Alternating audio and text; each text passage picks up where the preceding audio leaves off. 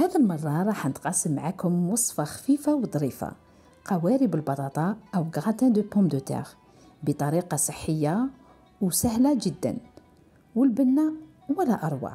إذا ننصحكم أنكم تجربوها. إذا بسم الله على بركة الله نروحوا نشوفوا مقادير الوصفة. إذا الحاجة الأولى نروحوا نحضروا الحشو تاعنا واللي هو بسيط جدا. قليت هنايا 2 حبات تاع بصل، زدت عليهم كمية تاع صدر الدجاج اللي قطعته تبلته، نخلي لكم التوابل في صندوق الوصف. زدت عليهم 2 حبات تاع فلفل خضراء وحمراء وخليتهم يكملوا الطياب. هنا نروحوا نحضروا البطاطا، نقطعوها بهذه الطريقة، يعني نحفروها ونكرطوها في الأحراف، وكي نكملوا نحطوها في الماء. هنايا راني نقطع فيها يعني باش تشد روحها. هنا راني ملحتهم وندهنهم بشويه تاع زيت الزيتون. تقدروا تستغناو عن الاير فراير وديروهم في الفرن.